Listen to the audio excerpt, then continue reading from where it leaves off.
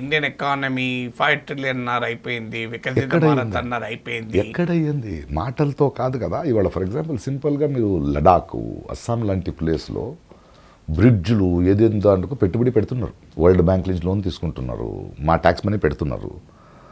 అక్కడ ప్రకృతి వికోపాలు జరుగుతున్నాయి.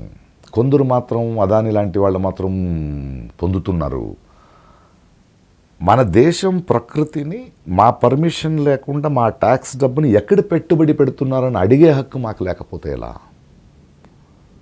ఇలా చెప్పినట్టు ఇప్పుడు ప్రైవేట్ ఫైనాన్సెస్ మష్రూమ్ అయిపోతున్నాయి, జనాలు అప్పులు పాలై. ఇవాళ ఒక 60-65 year old man, retired man, ఒక 30 లక్షలు 40 లక్షలు లైఫ్ అంతా చేర్చి పెట్టుకుంటే ఆడు బ్యాంక్కి వెళ్ళి 10 లక్షల రూపాయలు డ్రా చేయలేడు. డిమానిటైజేషన్స్ అప్పుడు మా డబ్బు మేము తీసుకోవడానికి క్యూలు నిలబడాల్సి వచ్చింది. 1000 రూపీస్ మాత్రం తీసుకో, నీకేది అవసరం ఎందుకు నీకు? What is this? Where are we leading? What about the government? అందరికీ జాబ్ ఇవ్వదండి. అబద్ధాలు ఎందుకు చెప్తున్నారు? 2 crores జాబ్ ఇస్తానని లేదా 1 lakh జాబ్ ఇస్తానని. Government cannot give. You have to create an atmosphere. Modi గారు నిర్వచనం పక్కోటి తీసుకుంటున్నారు అంతే. అదే నేను కల్పించే ఒక సస్టైనబుల్ ఎకానమీ ఎందుకు చేయలేకపోతున్నారు మీరు? Why are you not creating, why are you not giving possibility of job, reimagining the future? ఇంతమంది గ్రాడ్యుయేట్స్ వస్తున్నారు. వీళ్ళు ఇప్పుడు ఈ 5వ క్లాసు 10వ క్లాస్ నుంచి ఈడు డాక్టర్ అవుతాడు, ఇది అవుతాడు, ఈడు ఇంకో 20 yearsలో రెలవెంట్గా ఉండాలి, ప్రస్తుతంగా ఉండాలి, వాడికి జాబ్ అవసరం లేదు. విజన్ లేదేంటి మీకు? As a government you're supposed to have the vision. ఇప్పుడున్న ఒక 10వ క్లాస్ 10 చదువుతున్నవాడు ఇంకో 5, 6, 7 years వస్తాడు. ఎందుకు మాకు 2047 వికసిత భారత్ విజన్ ఉంది అంటున్నారు? ఏంటి విజన్ లేదంటున్నారు? ఎక్కడ విజన్ లెస్ ఫెలో అంటే ఏంటంటే వీళ్ళు ఇలా మాట్లాడాం, బట్ చేయాల్సింది చేస్తూ ఉంటాడు.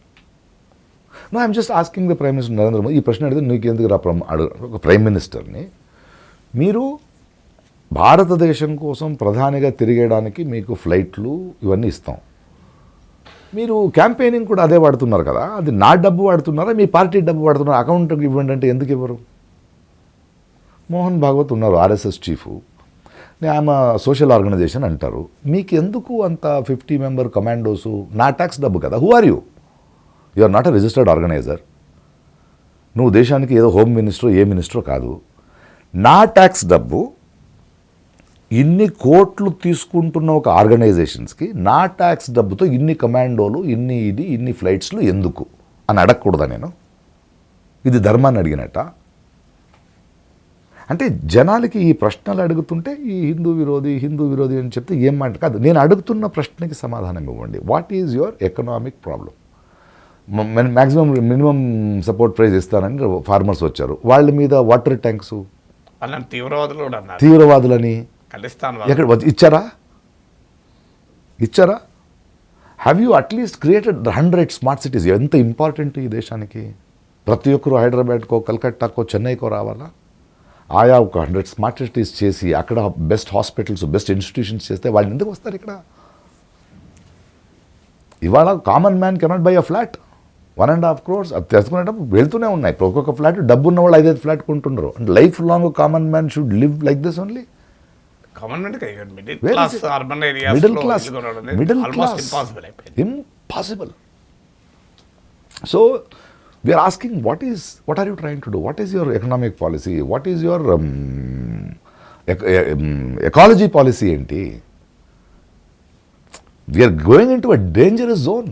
100 రూపీస్కి 10 రూపాయలు. నాతో వాదనకి వచ్చాడు, ఏంటి నరేంద్ర మోదీ గారు ఇంత పని చేస్తున్నారు, 10 రూపాయలే కదా పెట్రోల్ ఎక్కింది అయిందా? 10 రూపాయలు కాదురా, నువ్వు పెట్రోల్ పోయించుకునేటప్పుడు 10 రూపాయలు రా. ఆ తర్వాత మీ పిల్లోడిని స్కూల్కి తీసుకెళ్ళే బండి ఉన్నాడు, ఆడు వచ్చేసారి పెట్రోల్ ఎక్కువైంది 10 రూపాయలు ఎక్కువ చేస్తాడు ఆడు. బియ్యము అన్నీ ఎక్కువైతే నువ్వు యాక్చువల్లీ 50 రూపీస్ ఇస్తున్నావు, తెలియదు నీకు.